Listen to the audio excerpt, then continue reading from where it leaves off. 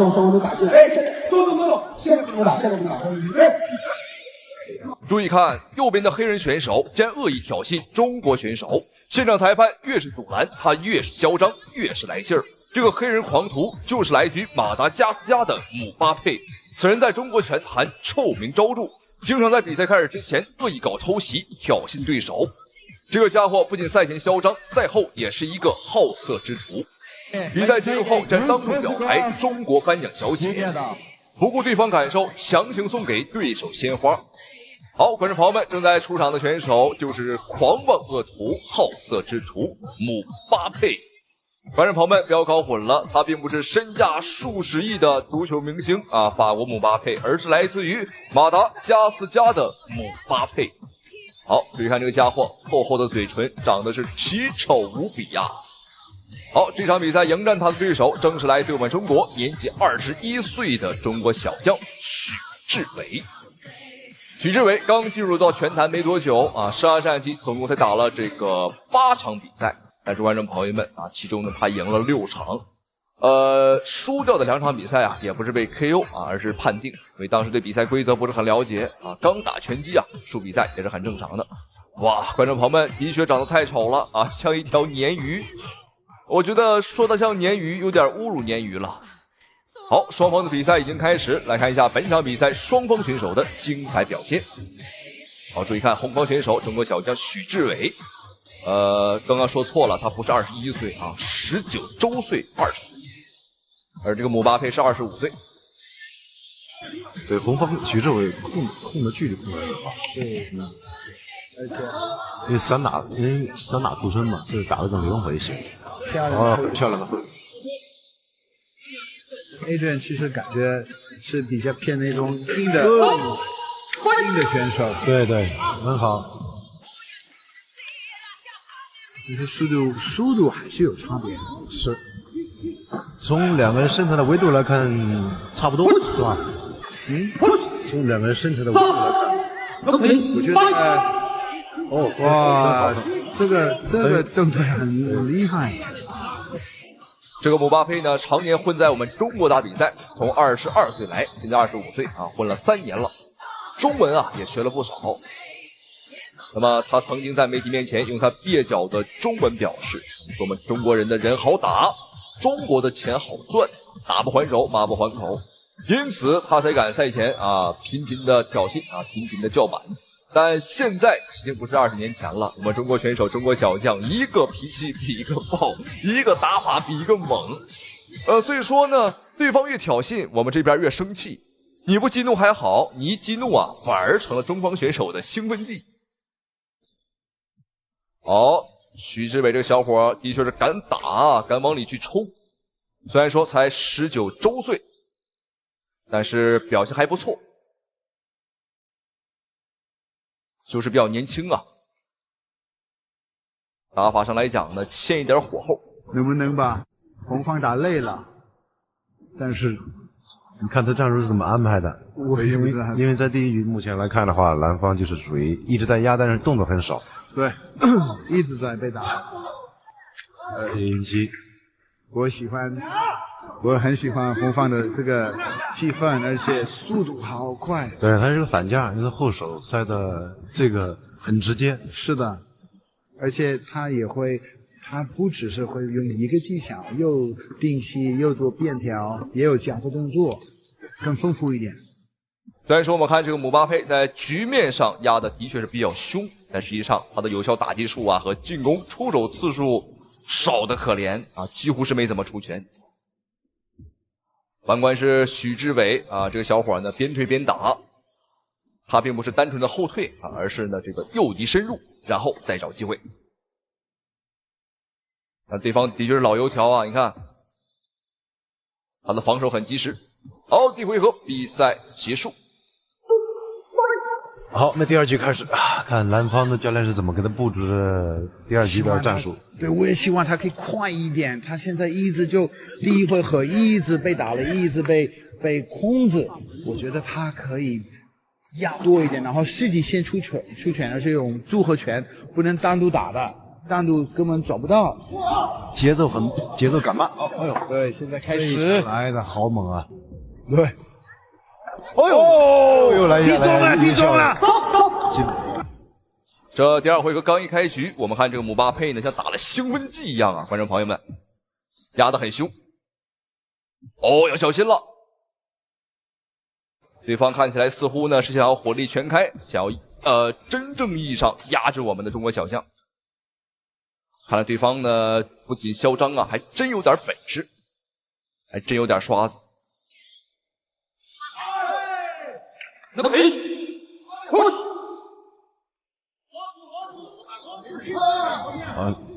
后手打的是很好，是的，这力量，他有点迎击，后手塞的很直接，但是你有没有发现，像这力量渗不进去一样？来了一下，好，非常好。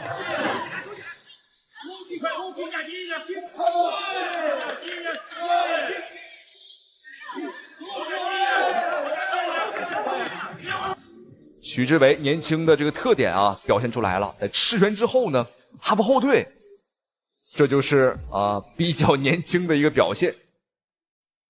你越是和我打啊，我越是和你干。好，注意时间，还有1分钟。目前局面上来看，我觉得志伟的表现可能是稍微有些被动。但是打击数上、分数上来讲还好，因为这个姆巴佩他的出手次数呢是非常少的，因为打拳效果非常好。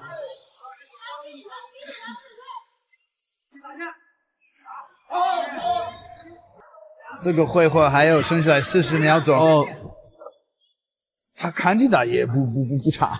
哎呀，两个人都很抗打。对，你看我们在这听着啪啪打的声音响，特别那个膝盖蹬腿腿法就声音就是那个弱的感觉，砰！对，所以两个人这个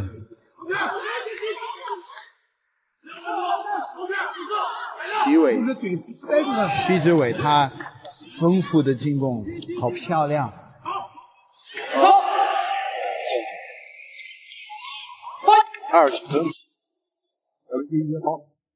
好，观众朋友们，双方的比赛来到第3个回合了，看一下两个人的精彩表现。不知不觉打到第3个回合了，那许志伟这个小伙呢也是逐渐找到了状态。在前面的2个回合呢，许志伟这个小伙过于的低调打的是过于的比较内敛。本身这个小伙子看起来也是文质彬彬的像一个3好学生。哎，漂亮，这敢打了。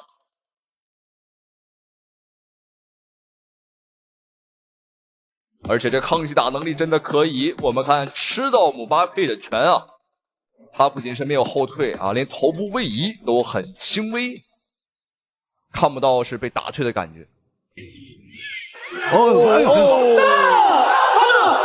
中了，对，读秒钟了。 3, 4, 5, 6, 他起不起来。 7, 8. OK. 刚刚感觉很重啊。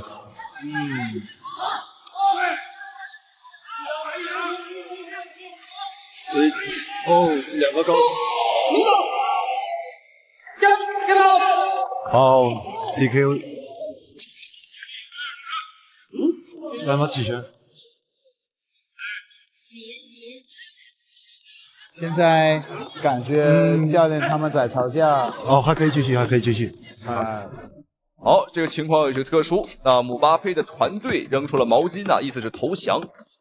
但是姆巴佩站了起来，表示还能打。注意看时间，第3回合呢还有一半不到的时间了，1分多钟。那么在前面是有2次击倒，1次读秒。好漂亮，有感觉了。我们看许志伟连拳带腿，打得不错。两个人连拳带腿，谁也不服谁都不服。这是真打出感觉了打出这个火气了。整场比赛最精彩的一部分估计全在这儿了。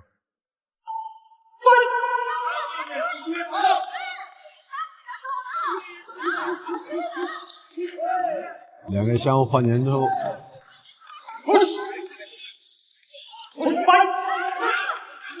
怎么？哦呦，又有拳又有哇，打好多次了哇哦，互相拼，又来了，好精彩！精彩，很好。好，观众朋友们，比赛结束。那么双方的比赛呢，在前2个回合呀，也是略显枯燥，但是最后一个回合，尤其是最后的这个1分多钟啊，打的的确很精彩啊！双方呢是玩了命的拼拳啊，谁也不服，谁也不怕。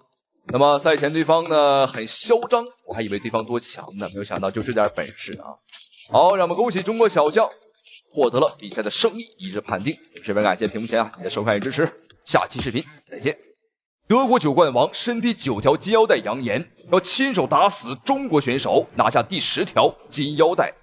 我现在已经有9条金腰带了，第10条我打算亲手打死一个中国选手来获得，因为中国选手在我的眼里都是不堪一击的病秧子，3拳打死一个绝对不是问题。他是来自于德国的拳坛杀手，出场时永远戴着一副面具，并不是伪装神秘，而他是一个真正的杀手。平均每3场比赛就要打死2个人，他的比赛从来没有判定，只有 KO。如今已经在国际擂台拿下52连胜以及9条世界金腰带。听说他要打死中国选手来获得第10条金腰带，中国猛将欧阳锋霸气迎战。好，观众朋友注意看，马上要出场的便是我们中国拳坛悍将欧阳锋。我相信经常看金庸小说的观众朋友们啊，对欧阳锋这3个字绝对是不陌生了。但当然，那欧阳锋并不是他的外号，也不是他的化名，而是他的本名。他姓欧阳啊，名锋。好，注意看，头戴斗笠，手拿权杖，正在出场的便是欧阳锋。欧阳锋在国内的话也是非常厉害啊，28战27胜。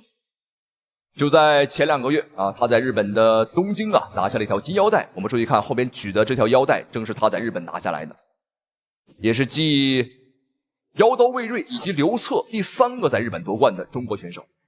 好，赛前欧阳锋呢，为了避免和对方啊会发生意外情况，也就是说呢打出命案，所以说早已经签下了免责合同，早已签下了传统的生死状，签字画押，计分高低，也决生死。好，比赛开始，看一下红方选手欧阳锋，蓝方选手德国悍将帕斯卡。观众朋友们，这场比赛太兴奋了，千万不要错过！哇，生死对局，高手对战高手。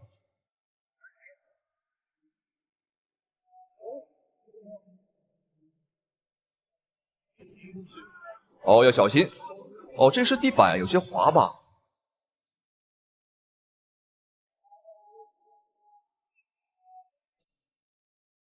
这2个人的风格是完全不同的啊！对方呢是偏泰式，和一些个部队的搏击，而欧阳锋呢是纯粹的散打和自由搏击。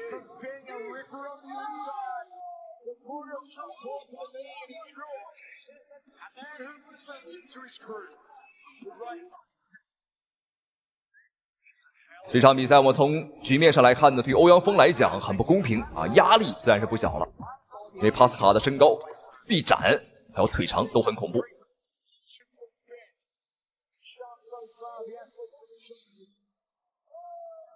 漂亮，连续击服。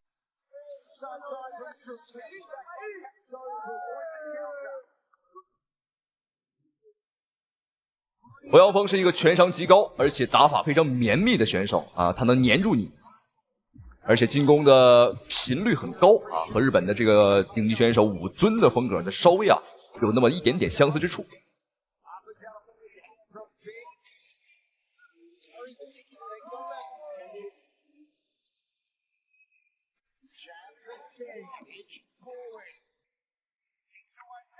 欧阳锋的拳法的确是非常绵密，漂亮！哇，抓住对方啊，所有的进攻空档。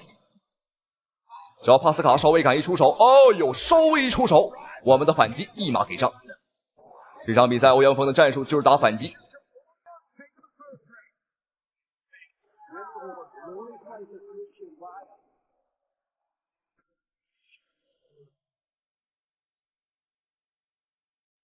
感觉帕斯卡在欧阳锋的面前呢，就像是一个身体不太灵活的老头，每一个部件好像都生锈了。而欧阳锋我们看，哇哦，非常绵密，就像雨点一般砸在对方的身上。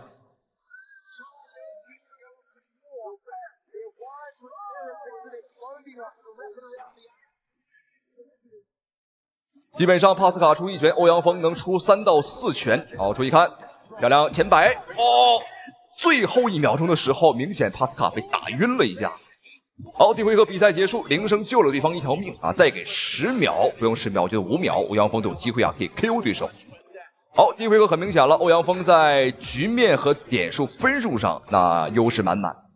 我们来观察一下欧阳锋的刚刚的精彩回放，找对方稍微一出手，欧阳锋抓住对方的这个空档，速度很快。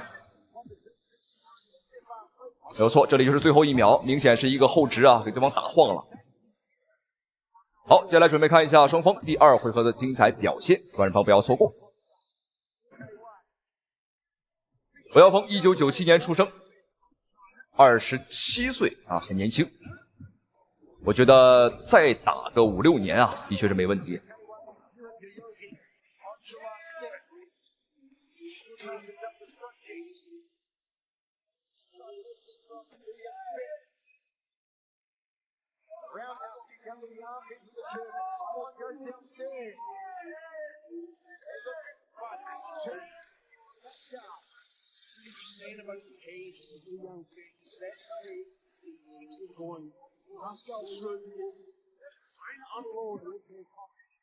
这个帕斯卡以前并不是一个拳击手以前是一个职业杀手没有错，你可以雇佣他，然后去刺杀别人。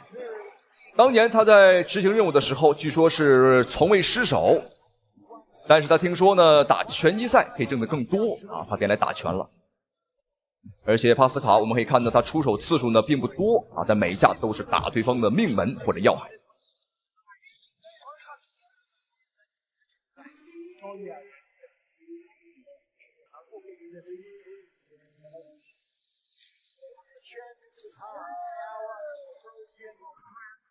由于欧阳锋现在的反击呢打得太准了，帕斯卡是不敢轻易出手。哎呦，只要敢出手，他的这个空档立马露出来。好，一次读秒，对方帕斯卡并不认可这个判定，但是很明显他被打倒了。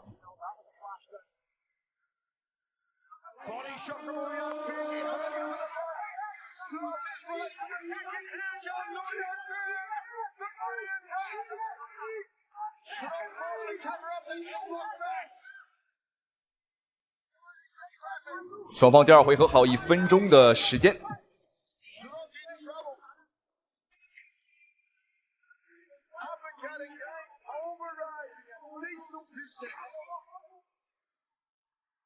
漂亮，轻松摇闪，欧阳锋身材太灵活了，有机会，有机会。哎，怎么不打了呢？哎呦，欧阳锋能感觉到他这样多打一会儿并不想那么轻易的结束比赛。看来今天他是有一些想要调理这个帕斯卡的意思。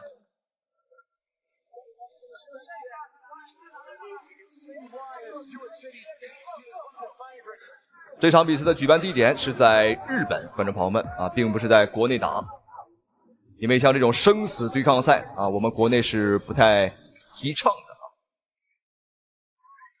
好漂亮，前手，后直前摆，后摆，帕斯卡又有些晃，哎呦，总是在这个时候，马上有结束的时候，欧阳锋能抓住一个机会。好，比赛第2回合结束，我觉得今天KO 的概率，观众朋友们是很大的，主要欧阳锋想不想去 KO 他了。好，那么接下来准备看一下双方最后1个回合的精彩表现，看一下欧阳锋能不能 KO 这个德国9冠王。忘记提这个事儿了，观众朋友们，对方是9冠王，赛前身披9条世界级金腰带非常的唬人，非常的吓人。左胳膊挂4个，右胳膊挂4个，腰上挂1个，一共9个。这一次他打算要战胜中国选手，拿下第10条然后戴到脑袋上，好漂亮！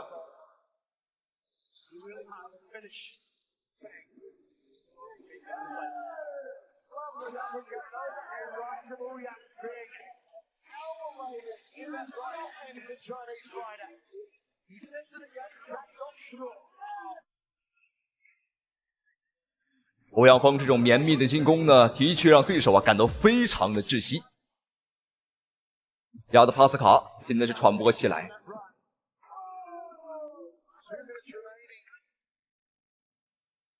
如果说帕斯卡是一个职业杀手习惯一击毙命，而欧阳锋更像是一个行刑者，叫人是求生不得，求死不能很难受。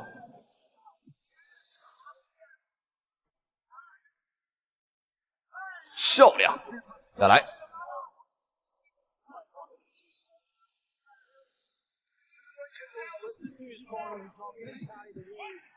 注意时间，最后一个回合还有1分半的时间了。我还是希望欧阳锋呢能够 KO 对手。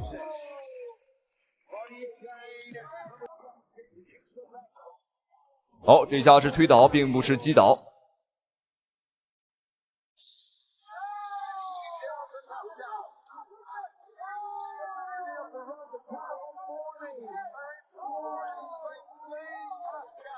总感觉欧阳锋现在是故意在拖延时间故意呢在不去 KO 对手他在折磨对手，这个意图太明显了，因为有很多机会，欧阳锋并不是没有把握住，而他不想打，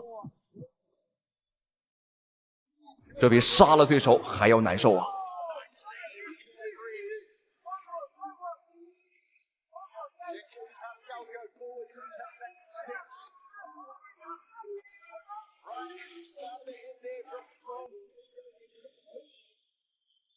好，最后30秒钟。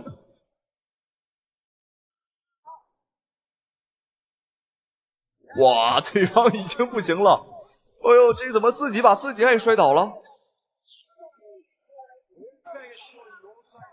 如果加赛一局的话，我都生怕对手真被打死。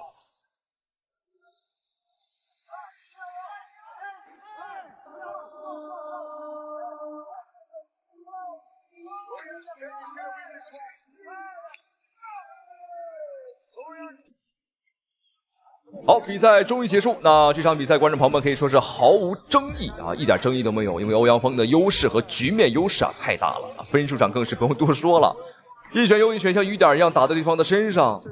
好，恭喜欧阳锋获得了比赛的胜利，也是终结了对方的52连胜，同时也让对方的10条金腰带泡汤了。所以说，有的时候人们话不能说太满赛前牛皮不能吹得太响。那么恭喜欧阳锋，咱们下期视频再见。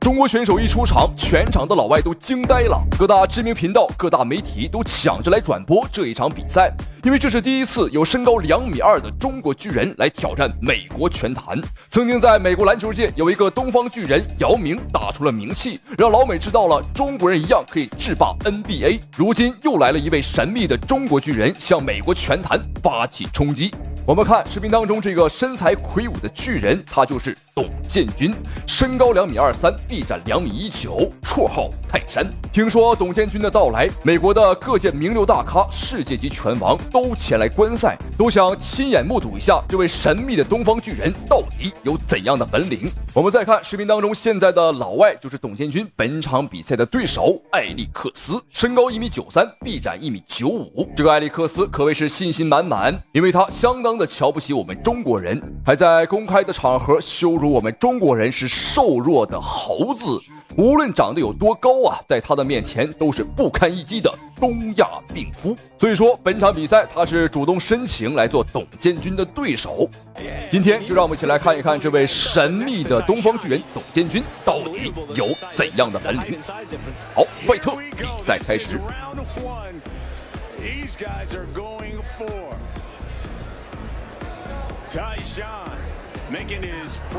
我们可以看到很明显在身形上的差距，这可不是一丁半点董建军高了对方将近30公分。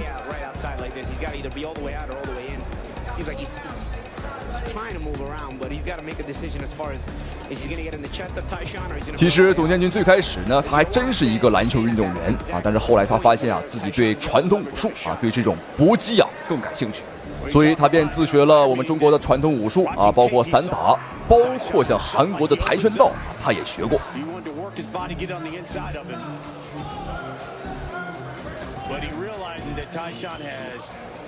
美国选手埃里克斯，他嘴巴非常的硬，但身体啊，我们看非常诚实。比赛刚一开始呢，他把这个距离啊把控得很远啊，打得很猥琐，很谨慎。这也是没办法的事情啊！一个身高2.2米的东方巨人啊，站在任何一个人的面前，我相信，都会被这种气场所吓到。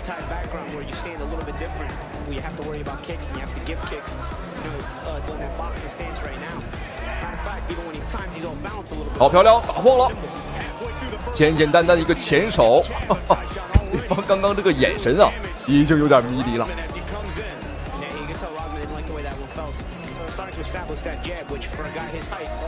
董建军他是居高临下，打得很舒服。哦，倒了。但这一下应该是董建军啊把对方给压倒啊，并不是击倒，没有给到读秒。哎，干什么？观众朋友们，他把比赛要打成这个综合格斗吗？他想摔董建军，有点意思。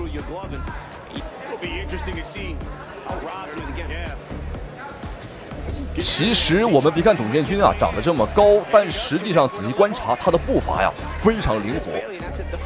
当然了，这要归功于他曾经的篮球训练，因为篮球运动员的脚步和步伐都是非常的花哨啊，跑得也都很快。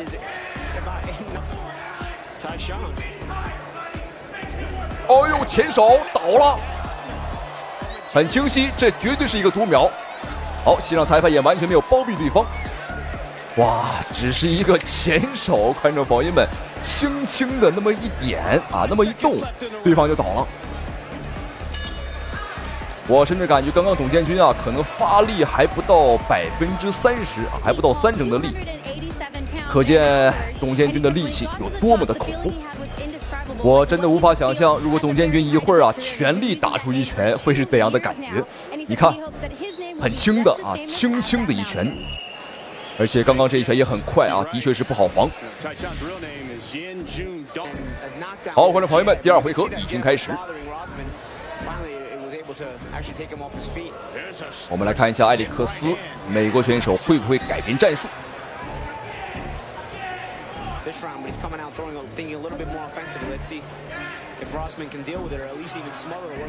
能感觉到他是想往里冲，好像打内围。哦呦，轻轻一碰，轻轻一碰啊，又倒了，什么情况？你要困了你就回家睡觉去啊，这个找老婆孩子睡觉去啊，别在这块打拳了。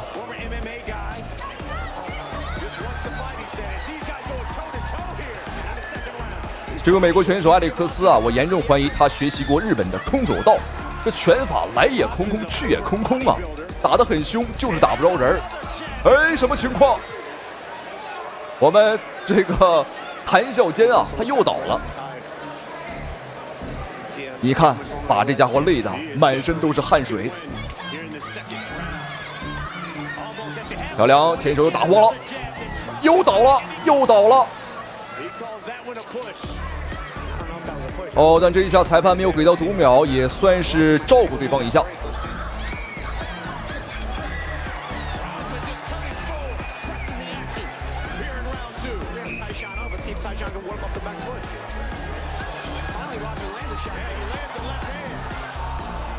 现在美国的埃里克斯啊，他已经是完全失控了啊！他知道自己呢可能在技术上打技术啊绝对打不过了，所以说便背水一战，玩了命的啊，大力摆拳。哎呦，倒了！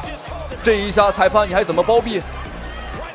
比赛结束，比赛结束了，观众朋友们，这位神秘的东方巨人，他今天让我们见识到了他的风采。好，我们一起来看一下精彩回放，看一下董建军这一拳啊到底怎么回事。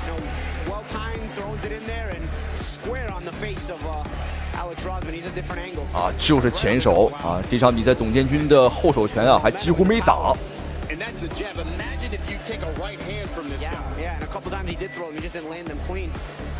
Here's Rosman trying to create. 要身材有身材，要技术有技术。观众朋友们，这简直就是无敌了！有一个我们中国人的骄傲，黄种人的骄傲。好，恭喜董建军，同时们感谢屏幕前您的收看与支持，咱们下期视频再见。